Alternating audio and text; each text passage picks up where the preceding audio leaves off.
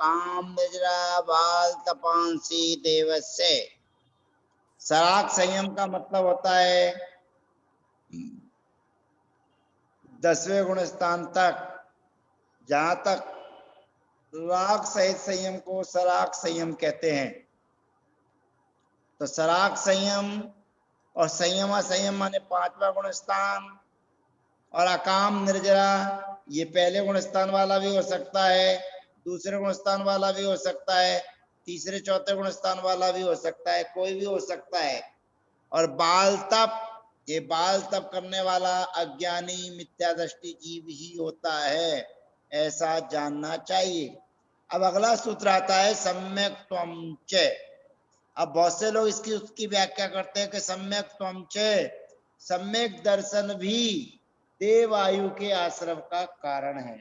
अब प्रश्न यहाँ ये चिन्ह होता है, सामने वाला कहता है सम्यक दर्शन से वैमानिक देवों में ही उत्पन्न होगा, अन्य जगह उत्पन्न नहीं होगा। तो जो सराग संयम ऊपर के सूत्र में 20 नंबर के सूत्र में बताया, तो सराग संयम क्या बिना सम्यक दर्शन के साथ होगा? संयम संयम जो 5वां गुण स्थान है वो बिना सम्यक के होगा क्या? कहते नहीं होगा। फिर अलग से सूत्र बनाया सम्यक त्वम च। इसकी सूत्र की व्याख्या लोग करते हैं कि सम्यक दर्शन के साथ में तो वैमानिक देवों का ही आश्रय होता है, अन्य किसी का नहीं। ये पक्की बात है कि सम्यक दर्शन के साथ में वैमानिक देवों का ही आश्रय होता है। तो जब सम्यक दर्शन के साथ में वैमानिक देवों का आश्रय होता है, तो सराग संयम के बिना सम्यक दर्शन के हो सकता है क्या? नहीं हो सकता। वह भी सम्यक दर्शन के साथ ही पाया जाएगा, बिना सम्यक दर्शन के नहीं हो सकता है। तो और संयम संयम जो 5वां गुण स्थान है वो भी सम्यक दर्शन के साथ ही होता है, बिना सम्यक दर्शन के नहीं पाया जाता। इतना अपने को ध्यान रखना चाहिए। तो सम्यक त्वम च, सम्यक दर्शन भी देवायु के आश्रय का कारण है, अर्थात सम्यक दर्शन को धारण करने वाला जीव वैमानिक देवों की आयु का आश्रय करता है। ये पक्की बात है, ऐसा जानना चाहिए। इस प्रकार से देवायु के आश्रय की चर्चा पूरी हो गई। अब कितने हो गए? मोहिनी कर्म की चर्चा हो गई, आयु की चर्चा हो गई। अब आ रहा है नाम कर्म। अब नाम कर्म का बंध कैसे होता है, क्या करने से होता है, विचार करना, चिंतन करना। आज आपको और हमको अच्छा शरीर मिला है। अच्छा शरीर मिलने का मतलब यह है कि हमारे को शरीर में कोई विकृति नहीं है, हमारा शरीर देखने में अच्छा है, लोगों को हमको भी अच्छा अनुभव देता है, अच्छा लगता है। तो कहते हैं आपको जो अच्छा शरीर मिला है, तो आपने अभी जो 22 नंबर के सूत्र में चर्चा होने वाली है वो काम आपने अपने जीवन में नहीं किए।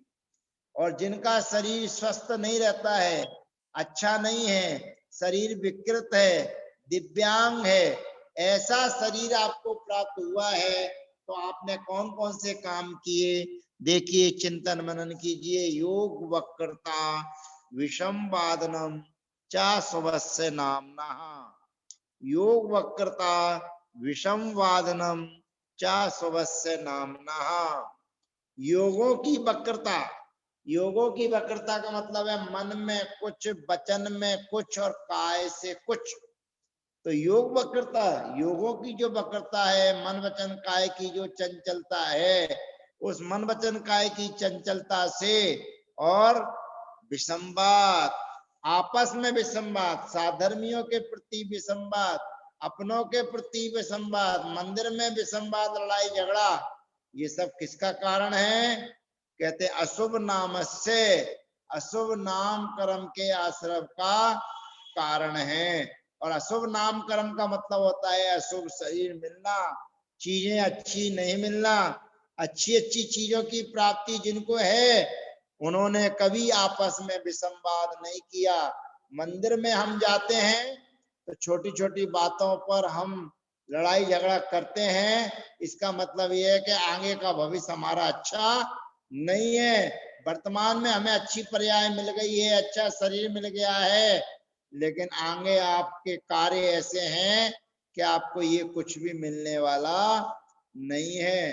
तो ऐसा चिंतन मनन करते हुए हमें इन योगों की सरलता रखना चाहिए, मन वचन काय हमारा अच्छा रहना चाहिए और आपस में हमें विसंवाद नहीं करना चाहिए। और जब हम आपस में विसंवाद नहीं करेंगे, मन वचन काय की सरलता रखेंगे, तो अगला सूत्र कहता है कि आपको शुभ नाम कर्म का आश्रय होगा। अगला सूत्र जब आपके बीच में आ जाता है तो वो कहेगा कि आपको तद विपरीतम शुभस्य, तद विपरीतम शुभस्य, अर्थात ऊपर का काम जो बताया था योगों की वक्रता, उससे विपरीत और विसंवाद से रहित, आपस में विसंवाद नहीं करना, उससे क्या होता है? शुभस्य, शुभ नाम कर्म का आश्रय होता है। अब शुभ नाम कर्म का आश्रय का मतलब है अच्छा शरीर मिलना, सब चीजें अच्छी मिलना, सब बाह्य साधन अच्छे मिलना। तो जो चीजें आपको प्राप्त हुई हैं वो अच्छी अच्छी प्राप्त हुई हैं, और भगवान आगे भी सभी चीजें अच्छी अच्छी मिलते रहें। तो अच्छे कर्म हमारे होना चाहिए। विशेषकर मन वचन काय की सरलता तो ठीक है, लेकिन आपस में विसंवाद नहीं होना चाहिए। आज परिवार में विसंवाद चलता है, वो भी आपस की बात है। दौरानी जेठानी एक नहीं हो पाती हैं, भाई भाई एक नहीं हो पाते हैं। तो जब भाई भाई एक नहीं है तो पड़ोसी की उम्मीद कहां से कर लें? तो कहते हैं उससे आपको अशुभ नाम कर्म का आश्रय होता है, और अशुभ नाम कर्म के आश्रय से बचना है और शुभ नाम कर्म का काम अपने को करना है। तो तद विपरीतम शुभस्य, जो ऊपर के काम बताए थे योगों की सरलता और आपस में विसंवाद से रहित जो है, उससे शुभस्य, शुभ नाम कर्म का आश्रय होता है, ऐसा जानना चाहिए। अब नाम कर्म की चर्चा केवल शॉर्टकट में कर दी। अब आगे आता है नाम कर्म का एक बढ़िया भेद, जिसके लिए सारा का सारा जगत दीवाना है, और उनकी गिनती बहुत सीमित है, ज्यादा नहीं है। एक साल में 3 बार 16 कारण पर्व आते हैं, 32-32 दिन के उपवास, 32-32 दिन के एकासन, 32-32 दिन में एक दिन आहार, एक दिन उपवास आदि सब काम करते हैं। वो ऐसी प्रकृति है जिसके लिए अच्छे अच्छे मुनिराज भी दीवाने हैं।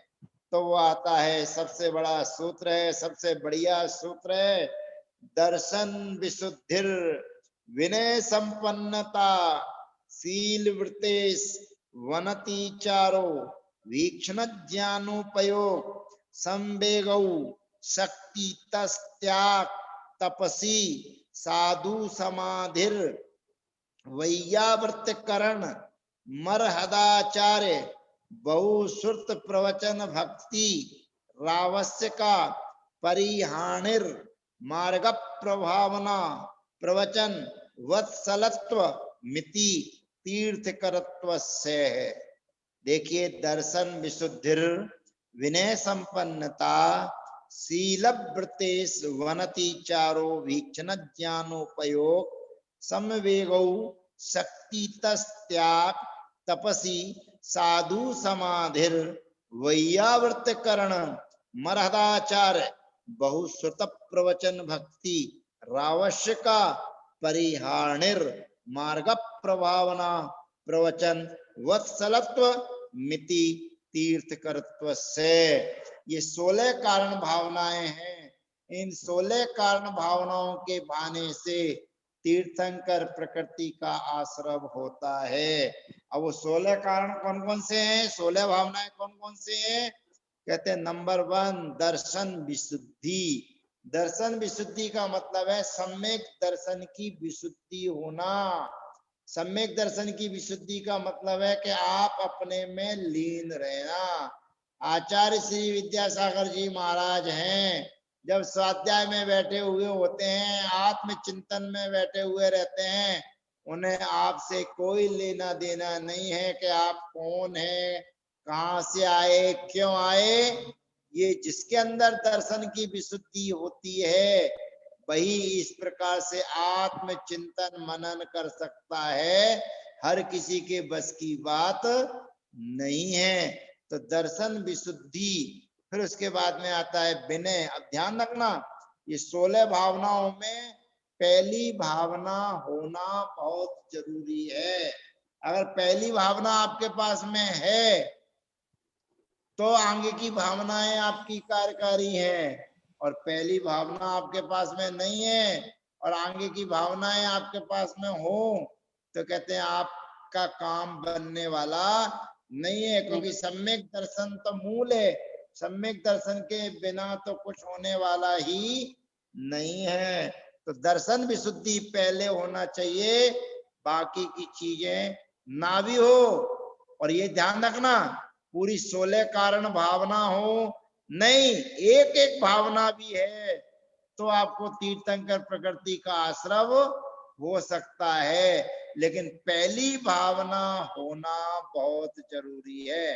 पहली भावना अकेली है तो भी काम हो जाएगा, पहली भावना को छोड़कर अन्य भावनाएं और पहली भावना के साथ में दूसरी कोई एक भावना है तो भी आपका काम बन सकता है, लेकिन भैया पहली जी दर्शन भावना। विशुद्धि से, भैया जी दर्शन विशुद्धि से क्या अभिप्राय लेंगे? और अभिप्राय मतलब क्या चिंतन आएगा इसमें दर्शन? दर्शन विशुद्धि से मतलब है आपका सम्यक दर्शन निर्दोष होना चाहिए, 25 दोषों से रहित, 8 अंगों से सहित। जो सम्यक 8 दर्शन मूर्ताओं से होता रहित। है वो हाँ। दर्शन विशुद्धि वाला कहलाता है। अर्थात आपको नहीं 25 अभी दोष जो आपने, सम्यक एक मिनट, है। अभी आपने बताया था ना कि आचार्य श्री जो है वो मतलब चिंतन में बैठते थे, तो इसमें मतलब इसको भी लेंगे हम? हाँ अच्छा, देखिए क्या होता है, जिसके अंदर भी दर्शन की विशुद्धि है, हम्म। जिसके आपके अंदर अगर दर्शन की विशुद्धि होगी ना, हाँ जी। तो आपके अशुभ कर्म अगर कभी आ रहे हैं तो उसकी तरफ आपका दृष्टि नहीं जाएगी आपकी, क्योंकि अच्छा सम्यक अच्छा। दर्शन जिसके अंदर होगा वो बाहरी उपसर्ग आदि को सहन करेगा। मान के चलिए कोई अशुभ कर्म आता है तो अशुभ कर्म तो आता ही है, कर्मों का उदय अच्छे अच्छों को आता है, तो अच्छे अच्छे नहीं बच हाँ पाते हाँ। हैं। लेकिन सम्यक हम्म। दृष्टि जीव उस समय आत्मचिंतन में रहता है कि भैया कर्म का उदय आया, निकल गए, चलो अच्छी बात है, अब हमें कोई चिंता करने की आवश्यकता नहीं है। ऐसा चिंतन मनन उसका चलता रहता है। तो चिंतन मनन चलता है कि अब मुझे कर्मों को नहीं बांधना है, अब मुझे कर्म नहीं बांधना है, ऐसा उसका चिंतन मनन बना रहना चाहिए। मूल चीज है दर्शन विशुद्धि का मतलब है सम्यक दर्शन के जो 25 दोषों से रहित जो सम्यक दर्शन बताया है और 8 अंगों से सहित जो सम्यक दर्शन बताया है, उस चीज का चिंतन मनन प्रतिदिन होना चाहिए, सभी जीवों को होना चाहिए। हमें अपने चिंतन मनन करते रहना चाहिए। आज हम क्या है कि देव शास्त्र गुरु के अलावा कहीं नहीं जाते, ये पक्की बात है, लेकिन जो 8 अंग हैं उन 8 अंगों का भी पालन करना बहुत जरूरी है। और 8 अंगों का पालन यदि आपसे नहीं हो रहा है तो मामला गड़बड़ है, ये चिंतन मनन करते रहना चाहिए। 8 अंगों का पालन बहुत जरूरी है। 25 200 जो बताए गए हैं उनमें 8 मद भी आते हैं। ठीक है, आपने ये देव जी, शास्त्र गुरु के अलावा, हाँ बोलिए। ये सब तो व्यवहार से है ना? अच्छी, ये देखिए व्यवहार से है, निश्चय से क्या करना चाहते हैं आप? ये निश्चय से तो स्वाध्याय अपनी जो आत्मा का शुद्धांग, नहीं नहीं, निश्चय से तो आत्मा अपनी आत्मा का शुद्धांग करना समय दर्शन बताया है। नहीं, आत्मा का श्रद्धान करना सम्यक दर्शन बताया होता तो जो तत्वार्थ श्रद्धानम सम्यक दर्शन तत्वार्थ सूत्र में काय को बताया जाता? नहीं नहीं, प्रयत्न ये गण बताया गया है, लेकिन ये तो व्यवहार मतलब एक तरह से व्यवहार की क्रियाएं होंगी, नहीं 25 दोषों का भी चिंतन करना। देखिए क्या होता है, आप कर क्या रहे, आप आत्मा का चिंतन करेंगे तो ये व्यवहार है कि निश्चय है? आत्मा का चिंतन तो अपना निश्चय से हो गया वो तो। निश्चय से कैसे हो जाएगा? जो आप बोल रहे हो जो व्यवहार का काम करोगे तो व्यवहार में ही तो होगा, निश्चय में कैसे आ जाएगा? निश्चय में रहने की महिमा अलग होती है। वो निश्चय की महिमा है, 6 डाला में लिखा है, जिन परम पैनी सुबुद छेनी डारे अंतर भेदिया वर्णादि अनुरागादिते निज भाव को न्यारा किया, वो वहां पर व्यवस्था है। यहाँ पर हम्म। आत्मचिंतन करने का नाम सम्यक दर्शन होता या आत्मा का श्रद्धान करना सम्यक दर्शन होता तो आत्मा का श्रद्धान किसको नहीं है? अभी कोरोना का समय चल रहा है, हम तो आप जैनी हैं इसलिए कर्मों को समझते हैं, श्रद्धान को समझते हैं। बाकी जो जैनी नहीं है वे भी आत्मा का श्रद्धान उनको है कि नहीं? अपनी आत्मा को बचाने के लिए लगे हैं कि नहीं लगे? ऐसा कौन जीव है जो अपनी आत्मा का चिंतन नहीं करता, अपनी आत्मा की सुरक्षा नहीं करता, अपनी आत्मा को व्यवस्थित नहीं करता? आज कानूनन प्रक्रिया में कोई गलत करता है तो किसको सजा मिलती है? आत्मा को मिलती है कि शरीर को मिलती है? और ऐसा कौन संसार में है जिसको अपना आत्म श्रद्धान नहीं है? कौन भूखा रह रहा है? पागल भी होगा, उसको भी भूख लगती है तो उसको भी आत्म श्रद्धान है। पर विवेक वाली बातें अलग होती हैं, देव शास्त्र गुरु से जुड़ने वाली बातें अलग होती हैं। तो हमें देव शास्त्र गुरु से जुड़ने वाली चर्चाएं करना चाहिए। आत्म श्रद्धान, आत्मा का श्रद्धान ना आपने देखी आत्मा ना हमने देखी आत्मा, क्योंकि आत्मा कभी दिखती नहीं है। आत्मा में ना रूप है, ना रस है, ना गंध है, ना वर्ण है, स्पर्श है, ना स्पर्श है। वो तो पुद्गल के गुण धर्म है, और पुद्गल के गुण धर्म आत्मा में कहाँ आने वाले हैं? किसको आ रहे हैं आत्मा में? किसी को आज तक आत्मा दिखी है? केवल शास्त्र में जो आप पढ़ रहे हैं कि आत्मा कैसी है, अहमिको खलु शुद्धो दंसन नाणमयी है सदा रूपी न वियत मज्ज किंच अन्नम परमाणु मित्तम पी।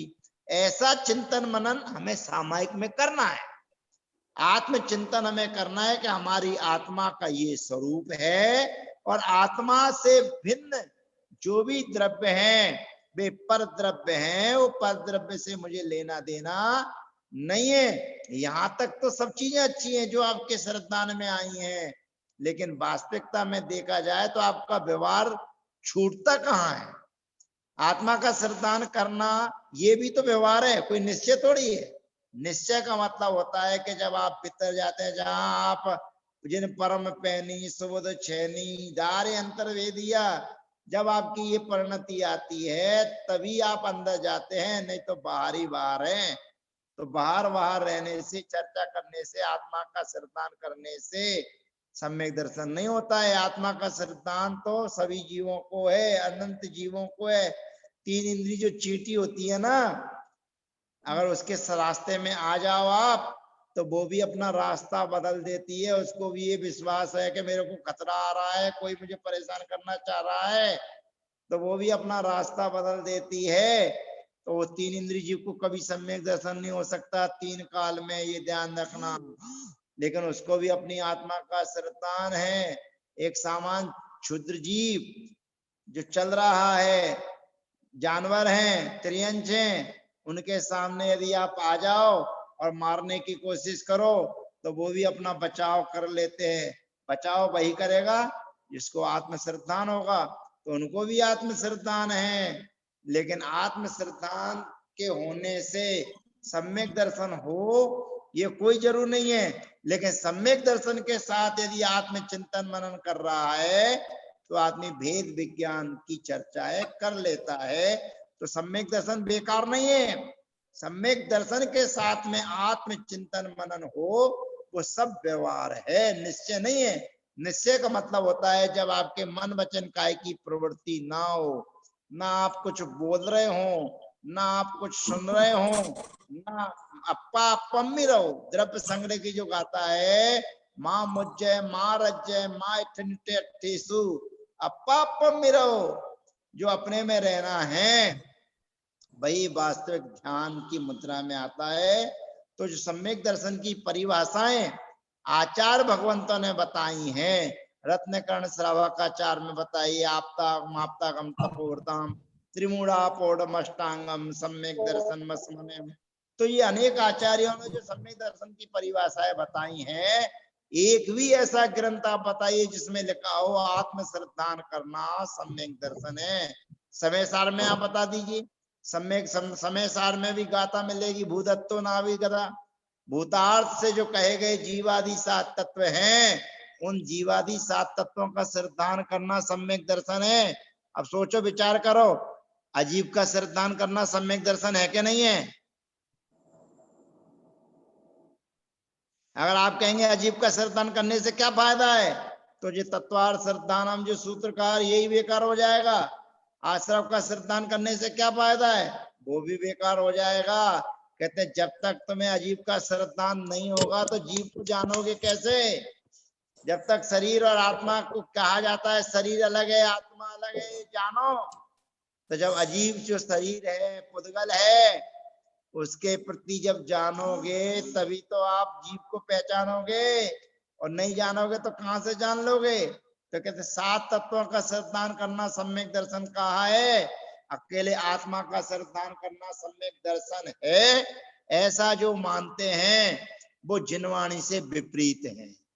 उन्होंने न समय सार पढ़ा, न तत्वार्थ सूत्र पढ़ा, न रत्नकर्ण श्रावकाचार्य पढ़ा है, और नहीं तो ना ही कर्णानी योग का ग्रंथ पढ़ा है जहाँ 7 प्रकृतियों के उपसम से होता है, उसे सम्यक दर्शन कहते हैं। तो मैं उससे सम्यक दर्शन को अपने को समझने की कोशिश करना चाहिए। और मूलतः सम्यक दर्शन की विशुद्धि का मतलब है अपनी कसायों को दमन करना। हमारे अंदर जो कसाय भाव चलता है उन कसाय भावों का दमन करते हुए मध्यस्थ भावों के साथ हमें देव शास्त्र गुरु की उपासना आराधना आत्मचिंतन मनन करते रहना चाहिए।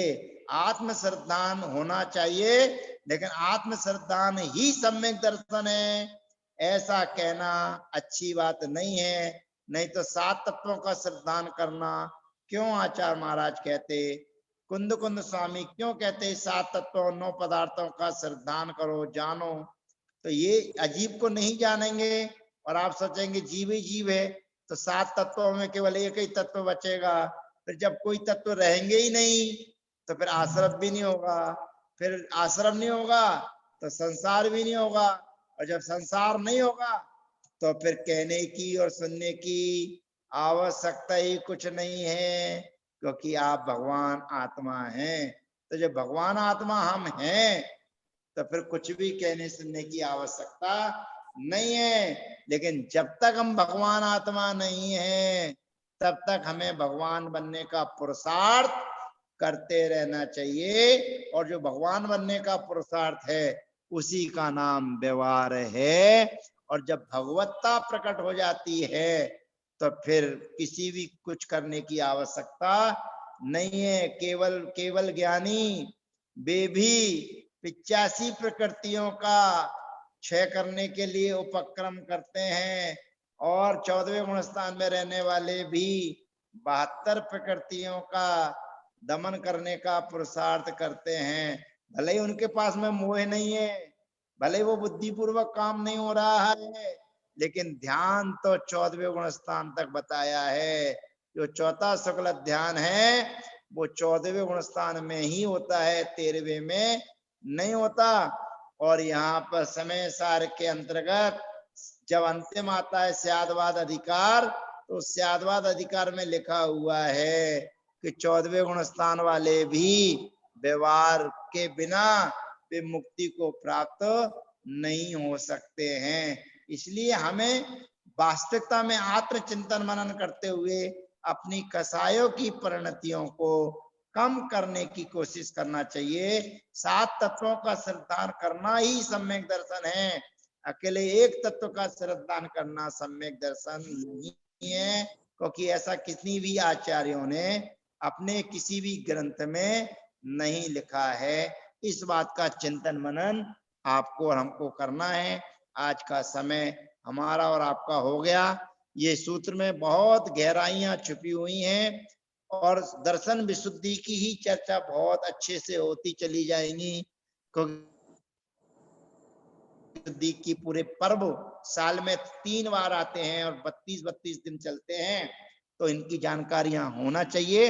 मूलतः जानकारी के साथ में हमारा जीवन प्रैक्टिकल रूप में भी होना चाहिए कि हम मां जनवाणी ही हमारा आधार है।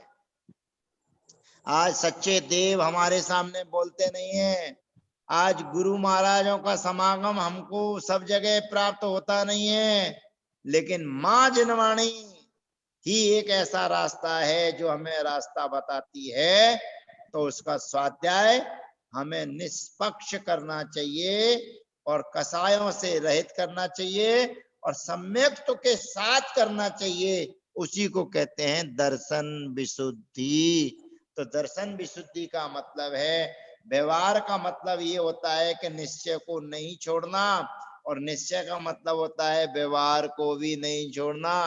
जैसे मथानी होती है मक्खन निकालने की, दही मथने की, उसके दो छोर होते हैं और दोनों छोरों को पकड़ के रखते हैं तो काम होता चला जाता है। अगर किसी एक को भी छोड़ने की कोशिश करते हैं तो ना दही मथेगा, ना उसमें से कुछ निकलेगा, और मथानी और फूट जाएगी, दही भी रास्ते में फैल जाएगा। तो अपने को चिंतन मनन करना है कि जैसे मथानी की दो रस्सी, एक रस्सी एक होती है, दो नहीं होती है, लेकिन उसके छोर दो होते हैं। ऐसे ही माँ जिनवाणी के श्रुत के दो हिस्से हैं, दो भाग हैं, निश्चय और व्यवहार। निश्चय के बिना व्यवहार बेकार है और व्यवहार के बिना निश्चय बेकार है। जहां जिसकी भूमिका है उस भूमिका में अपने को सम्यक दर्शन निर्मल करने की कोशिश करनी चाहिए, बनाना चाहिए कि हे भगवान, मेरी अंतरंग कसाएं शांत हों और मेरे अंदर ऐसे भाव आवें कि अनंत काल से मैं संसार में भटक रहा हूं, मेरा तेरा करते हुए, अपनी कसाई की पुष्टि करते हुए, लेकिन अब मुझे कसायों की पुष्टि नहीं करना है, मुझे तो भगवान की शरण को प्राप्त होना है। ऐसा चिंतन मनन हमें करते रहना चाहिए। शेष चर्चा हम इस 24वें नंबर की सूत्र की कल करेंगे। ये 16 भावनाएं जो इसमें आई हैं बहुत कीमती हैं। एक एक भावना की कीमत करोड़ों रुपया है, तो करोड़ों रुपयों की संपत्ति आपको प्राप्त हो रही है। अगर एक चीज, एक भावना की संपत्ति भी अगर 1 करोड़ कम से कम मान ली जाए तो 16 करोड़ रुपए का व्यापार आपको प्राप्त होने वाला है, लाभ प्राप्त होने वाला है। ऐसे व्यापार को आप अच्छे से समझने की कोशिश करेंगे। शेष चर्चा आपकी हमारी कल। और किसी को कुछ